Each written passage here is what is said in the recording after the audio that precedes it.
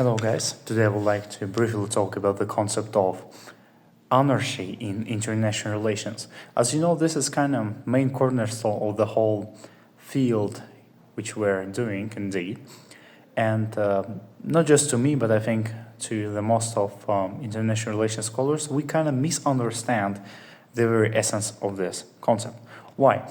You know, let's go back to the history, and I think, of course, it starts from the Thucydides, but still the main scholar which we accept as the father of this idea is Thomas Hobbes. Why? He says like, homo homini lupus, right?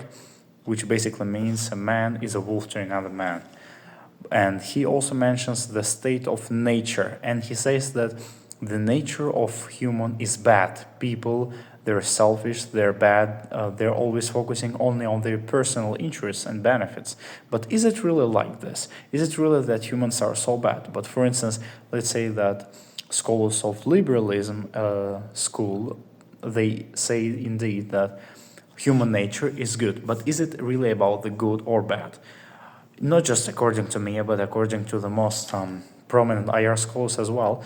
I think we need to take this issue from the perspective of Maslow pyramid of needs.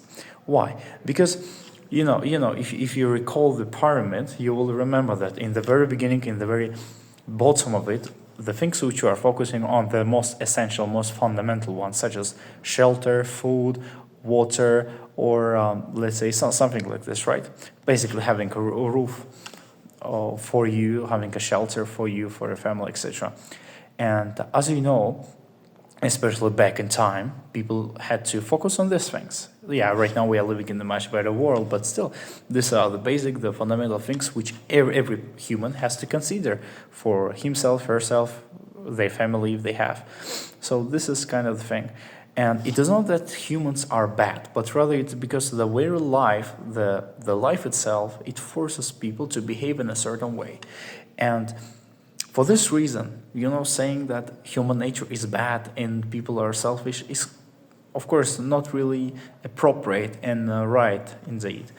And for this reason, instead of focusing on realism and liberalism from the perspective of human nature being good or bad, it is that we have to analyze it from the lens of understanding that for some communities, for some people, actually for all the people throughout the whole history and even nowadays, we're still focusing on the very essential, on the very fundamental needs.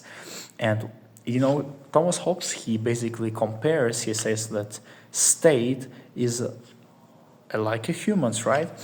And at least in domestic field, we have a hierarchy, right? The state is the most superior one. But when it comes to international arena, international system, we basically don't have any superiority. We don't have any authority who is gonna, let's say, how do you call that?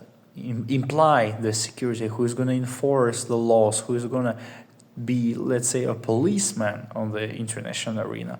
For this reason, states, they will always be in the mode of what? Of survival, just like in the state of nature. And since there is no one who is going to save the state, who is going to help them, because they cannot trust others, because everyone is pursuing their own interests. For this reason, states, they will be in the mode of survival. And for this reason, what we will be having a security dilemma. They will be increasing their military capacity, their power, in order to be able to be safe.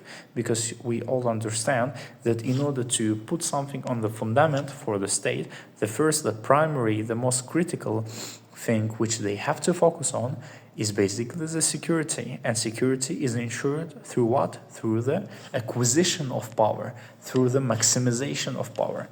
So this is the way in which we have to understand anarchy. It is not that states are good or bad. They're not cooperating and they're not rivaling with each other because of them being selfish, stingy, or being that much holy, etc. No, this is not because of this. This is basically the very, let's say, stages of accomplishment of certain steps in this Maslow pyramid of needs. So this is how we have to understand it. And I think that if we will be regarding this topic in that way, things will be much easier. Thank you.